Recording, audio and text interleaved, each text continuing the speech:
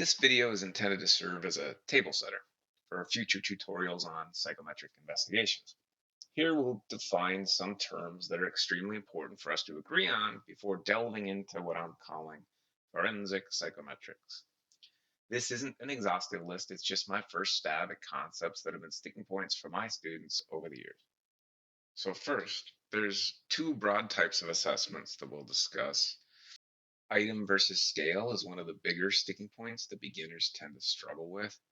A scoring key is our roadmap to get to a scale. Reflected items are also sometimes referred to as being reverse scored, although both these terms are a bit of a misnomer. Raw data is one of the more important, probably the most important concept in any forensic analysis. So we'll make sure everyone understands what that is. And finally, we'll do a summary slide or two on the methodological concept of an operational definition, which is as relevant in psychometrics as it would be in an experimental setting. So first, let's talk about inventories versus tests. It's a bit of an oversimplification, but a useful one. That psychological assessments can be grossly categorized into two main types, inventories and tests. Now, tests are sometimes also called true tests. This is because we have not been historically careful in how we refer to assessments. Unfortunately, the word test is often used to refer to the broader assessment category, which is why you'll sometimes hear people like me refer to a true test. This is what an inventory looks like to the assessment respondent. There are a series of item prompts, three of them here. These prompts are also referred to as item stems. And then there are 7 response options ranging from agree to disagree. The request that we make to the assessment respondent is to choose a location along the response continuum that best captures their feelings regarding the prompt. Here's what a true test looks like from the test taker's perspective. We still have 3 item prompts, and we also have multiple response options. One difference that we can note is that the number of options per prompt is different. We had 7 with the inventory, and it looks like 4 with the test. However, that's not a particularly meaningful difference in dissociating a test from an inventory. What is meaningful is the consequence of response. Here, there is one and only one correct response to each item prompt. This is our definitional distinction between a test and an inventory. From the perspective of the psychometrician, tests and inventories look quite different because our perspective is kind of behind the looking glass. We see the responses more than we see the full assessment. To us, the assignment of numbers to responses differs with tests and inventories because we use a sequential numeric convention with inventories, but a binary assignment with tests. Our scoring keys are most keenly focused on which item responses to reflect with inventories, whereas test keys tell us which response should be interpreted as being correct and which responses should be scored as incorrect. The summaries for these two types of assessment should be ultimately determined by the end user, but quite often we see average aggregates with inventories and sums with tests. With regard to reporting, inventory responses are almost universally normed, which means your average aggregate is going to be compared to other inventory respondents' averages. Tests may also be normed, but there is also a common additional standard that's applied, and that is some level of minimal acceptable performance. The differentiator between acceptable and unacceptable performance is determined by a cut score. So I just alluded to an aggregate, and we're going to try to stress a very important distinction between the assessment results and the assessment components. The results reflect an aggregate scale, whereas the components are referred to as items. The assessment taker sees the items but does not see the aggregate scale when they take the assessment. We, the backroom psychometricians, conjure up the scale score only after the assessment taker has responded to all assessment items. So our goal in assessment is to provide an overall summary of someone's standing along a characteristic of psychological relevance. Because there are so many candidates, we use a very broad, accommodating term for these diverse characteristics. That term is construct. Some typical constructs of interest include intelligence, love, personality. These aren't exhaustive, of course, but those are common constructs that are of interest to psychologists. The procedure we use to develop an overall summary of someone standing along any of these constructs is to take multiple samplings. If I want to know how intelligent someone is, for example, I'll administer multiple possible indicators of intelligence. Here we have 4 samplings. These samplings are more commonly referred to as items. These are what an assessment taker sees. These items are observable. Presented collectively, this is what the assessment taker experiences as the assessment. What we ultimately want, however, is that initial construct score.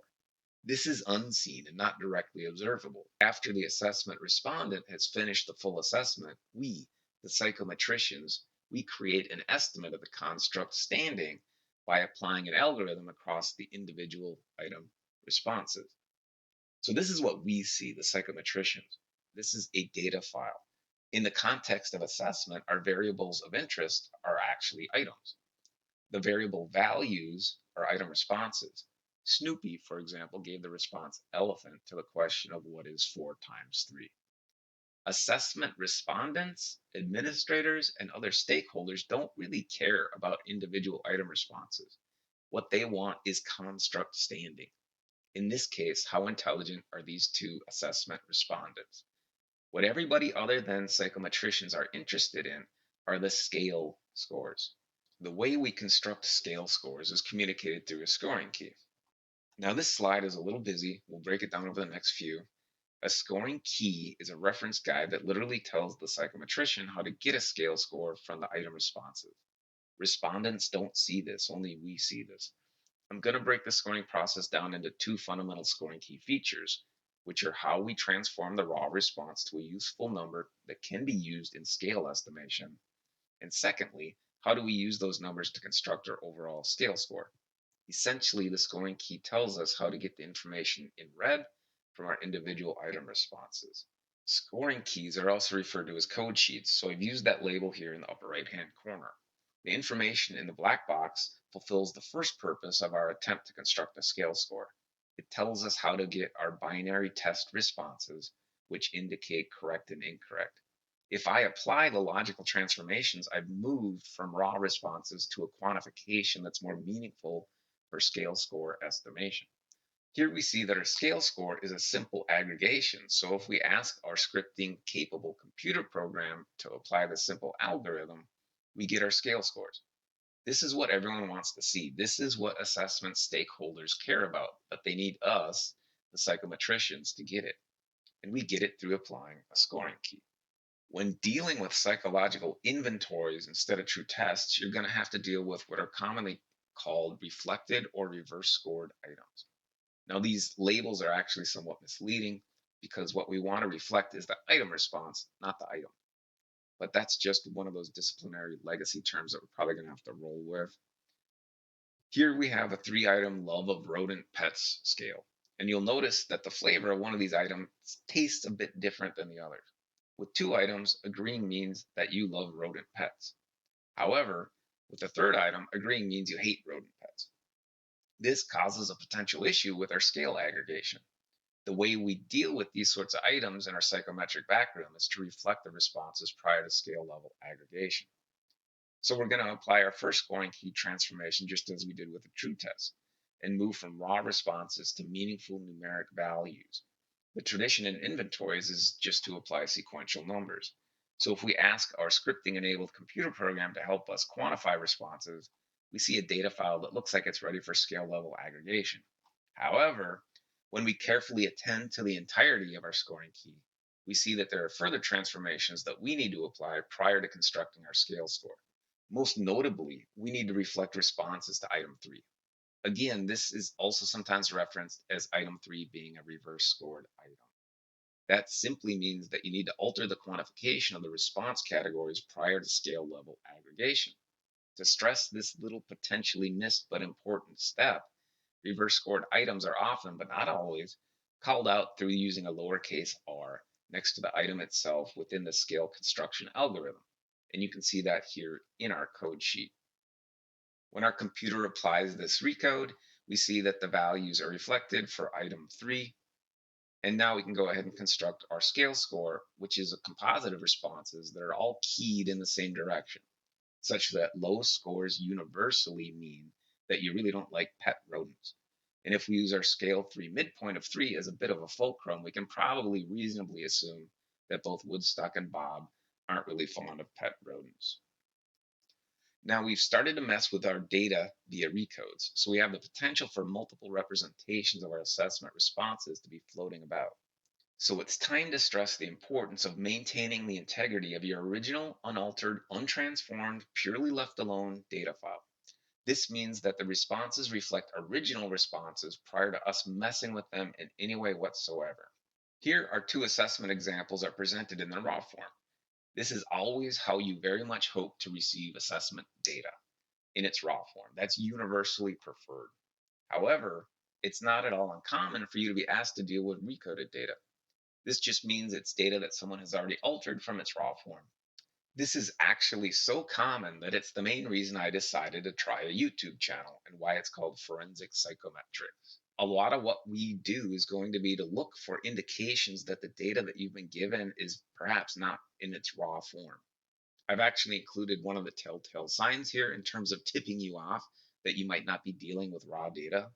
If you have scale scores already present in your data file, you can be 99% sure that someone's manipulated the data and it's not in its raw form.